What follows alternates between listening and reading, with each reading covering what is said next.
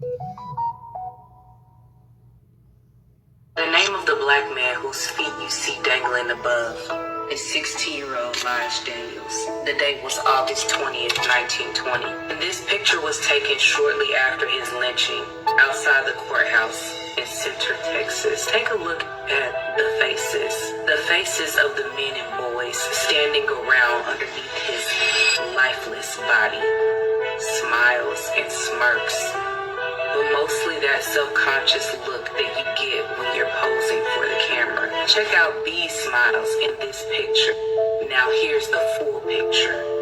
Looking at those faces, you would never imagine that they were standing over the burnt body of a man. His body still smoldering from being set on fire. Another black man, Will Brown, dragged out of a courthouse by a mob as he screamed and pleaded his innocence. That's Laura Nelson, a mother hanged from a bridge in Oklahoma in 1911, and her teenage son dangling right next to her. A crowd of people on the bridge posing. See, between the 1880s and the 1940s, lynching was not just a form of racial terror. It was a public spectacle, like watching a sport. Entertainment. Across the South, Midwest, and West, mobs tortured, hanged, and burned black men, women, and children by the thousands. Crowds of hundreds and even sometimes thousands gathered to watch. When portable cameras became common in the early 1900s, photographers began documenting these events. And they didn't just document the violence. They posed the crowds of people who were eager to be in these pictures. They captured images of murder and sold printed copies as souvenirs. These photographs were turned into postcards. They were mailed across the country to relatives and friends. The U.S. Postal Service delivered them without restriction. There were hundreds, and in some cases thousands, in circulation. 1908, the Postmaster General finally banned postcards depicting lewd, obscene, or indecent images. But the photographs still circulated underground, sold privately, or passed hand to hand as tokens of white racial dominance.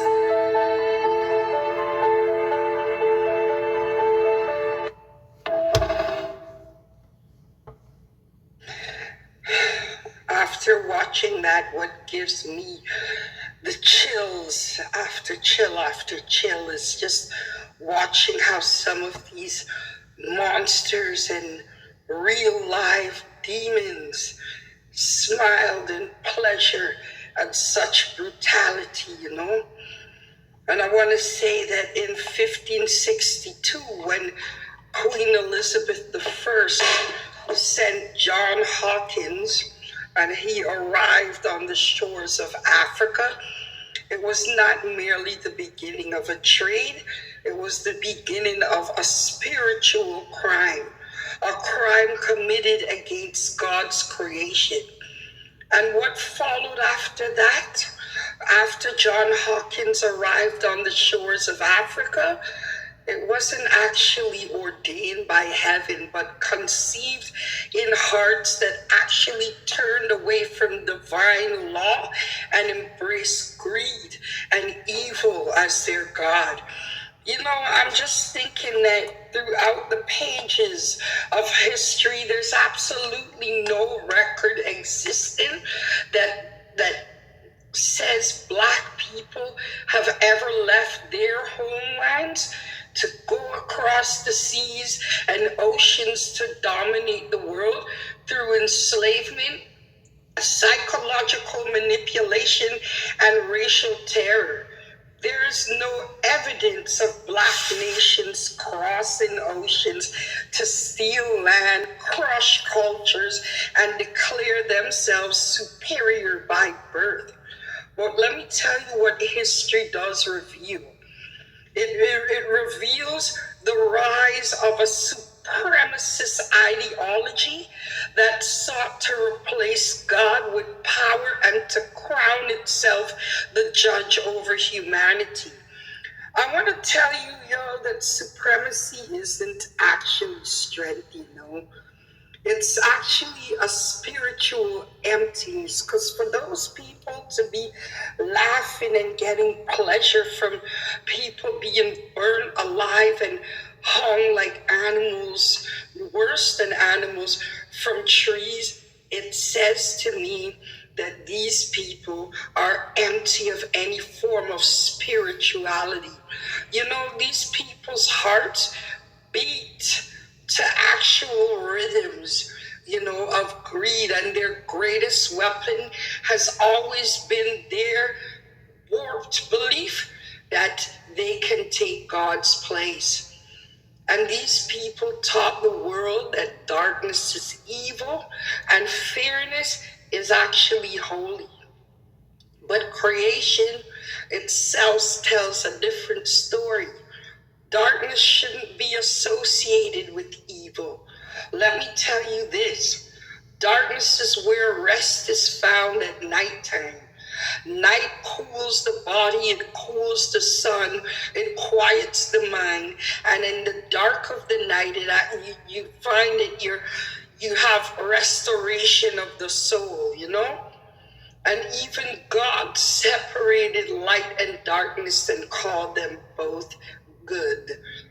Only a soul that is actually stripped of conscience could actually sit down, put pen to paper, and write laws that permitted lynching, you know, allowed women, men, children to be captured, chained up, tortured, lynched, and burned, and then call that righteousness in the name of God. You know what I'm saying? They weren't just unjust laws, you know. They were sins written into legal codes and legislations and bills. And through all these centuries have passed, and societies brag and boast, oh, we have university and we have technology. The spirit of those laws still lives whenever a black life is treated as disposable. You know, I want to say also that supremacist systems have always been willing to sacrifice their own just to hold on to their so-called way of life. We have to remember that during that U.S. Civil War between 1861 and 1865, these metal-hearted people whose souls are null and void sent their own youths and men on battlefields just to fight the North, you know, just to preserve the lie that black people were meant for chains. You know what I mean? They say they were protecting their way of life, and that way of life meant what? Brutalizing, torturing, beating, and trying to beat the human out of black people. And anytime a black person stands up and raises their voice to speak the truth, automatically these supremacists, they get scared, frightened. You know why? Because the truth is spiritual light. And these dirty systems built on lies cannot survive to be exposed, you know? From the very minute and moment that supremacy encountered black people, a people blessed with endurance, creativity, strength, and divine resilience, they became obsessed with us. Have never been able to steal those God-given gifts, no matter how much they claim it as their own. Instead, what did they do? They decided to poison our minds and convince their own. Instead, what did they do? They decided to poison our minds and convince us as black people that they were actually nothing. That's what they tell us, that we're nothing. Our lives are invaluable. You know, the greatest violence that these people use and continue actually the whip, but the lie that they planted in our minds and in our souls, that to this very day we don't love ourselves. I want to say that a society like how they preach and speak righteousness here in North America on both sides of the border, the North American border. But at the same time, they practice oppression. It reminds me of King Pharaoh in biblical days, you know? They say sorry when you put them under pressure, but they actually refuse to release them chains. Lynching south of the North American border still hasn't officially been made illegal. So what does that mean? That my brothers and sisters to the south of me are still lynchable. And lynching continues to occur in this day and age, you know? And not only do they claim that they're righteous and civil and what have you, and they're a first world country, they call themselves the democracy. It's actually hypocrisy. They're the ones living a delusional life, you know? They mask injustice with eloquent words and names themselves civilized while they continue to keep Black people in bondage here, mental bondage, spiritual bondage. But let me tell you something, there is good news, you know. God didn't create nobody to live in bondage, physically or mentally. This is not what was destined for our people. When Black people actually free themselves from the lies that were beaten with whips into our ancestors and reclaim the truth of who exactly we are, then the prison will fall and collapse. For the worst chains are not actually the ones that they put on our wrists and our feet, you know. I want to tell you, the worst chains is believing the lie that these people have fed us since the year 1562.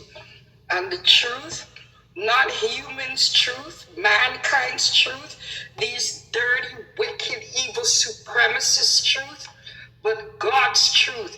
It has always been the key to freedom. We were created equal, every last one of us, and we don't belong in chains. The ones made of iron and the ones here in the brain. You don't know.